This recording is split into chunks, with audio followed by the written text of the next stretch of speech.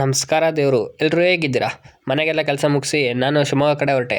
ಎಲ್ಲಿಗಪ್ಪ ಅಂತ ಹೇಳಿದ್ರೆ 18CC ಕಾಲೇಜಿಗೆ. ನಂದಲ್ಲ ನಮ್ಮ ಅಕ್ಕಂದು TC ಇಸ್ಕೊಂಡು ಹೋಗ್ಬೇಕಾಗಿತ್ತಂತೆ, ಅದಕ್ಕೆ ಕರ್ಕೊಂಡು ಬಂದಿದ್ಲು. ಇಲ್ಲಿ ನೋಡಿದ್ರೆ ನಮ್ಮ ಕಾಲೇಜವರೆಲ್ಲ ಬಂದಿದ್ರು. ಹಂಗೆ ನಮ್ಮ ಹೇಮಂತನೂ ಸಿಕ್ಕ.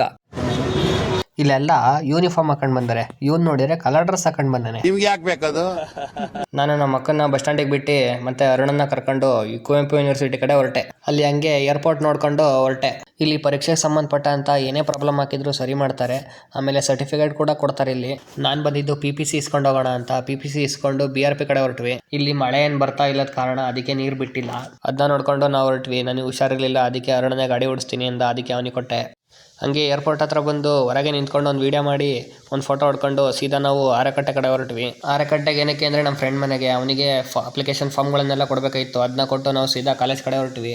ಆದರೂ ಒಂದು ಡೌಟಿ ಮೇಲೆ ಕಾಲೇಜ್ ಒಳಗೆ ಹೋದ್ವಿ. ಏನಕ್ಕಪ್ಪ ಅಂತ ಹೇಳಿದರೆ ಕುವೆಂಪುರ ಮಂದಿರದಲ್ಲಿ ಒಂದು ಫಂಕ್ಷನ್ ಇರೋದ್ರಿಂದ ಇಲ್ಲಿ ಯಾರಾದರೂ ಇರ್ತಾರೋ ಇಲ್ಲೋ ಅಂದ್ಕೊಂಡು ಬಂದ್ವಿ. ಇಲ್ಲಿ ಬಂದು ನೋಡಿದರೆ ಗೇಟ್ ಬೀಗ ಹಾಕ್ಬಿಟ್ಟಿತ್ತು. ಅದಕ್ಕೆ ಹೊರಗೆ ಬಂದೆ. ಅಲ್ಲಿ ನಮ್ಮ ಯಶವಂತಣ್ಣ ಮತ್ತು ವೀರೇಶಣ್ಣ ಇಬ್ಬರು ಸಿಕ್ಕರು.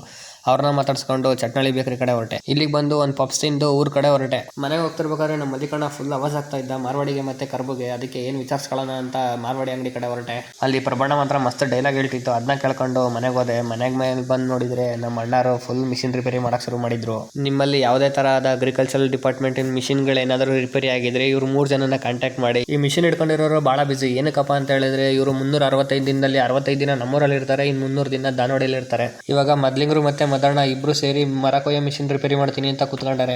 ನಾನು ಕೆಳಗೋಗಿ ಮೇಲ್ ಬರೋಷ್ಟರಲ್ಲಿ ಈ ಮಿಷಿನ್ ಕೂಡ ಸ್ಟಾರ್ಟ್ ಮಾಡಿದ್ರು. ಇವರು ರಿಪೇರಿ ಮಾಡ್ತಾ ಇದ್ದಿದ್ದು ನೋಡಿ ನಾನು ಹೋಗಿ ಮಂಡಕ್ಕಿ ತಂದೆ. ಅಷ್ಟರಲ್ಲಿ ನಮ್ಮ ರುದ್ರಣ್ಣ ಬಂದ. ನಮ್ಮ ಸಣ್ಣ ಟ್ರ್ಯಾಕ್ಟರ್ ಸ್ಟೈರಿಂಗ್ ಸ್ವಲ್ಪ ಟೈಟ್ ಬರ್ತಾ ಇರೋದಕ್ಕೆ ನಮ್ಮ ದೊಡ್ಡಪ್ಪ ಆಯಿಲ್ ತಂದಿದ್ರು. ಅದನ್ನ ತಗೊಂಡು ಒಳಗಿಟ್ಟೆ. ಇದಾಗಿತ್ತು ಇವತ್ತಿನ ದಿನಚರಿ.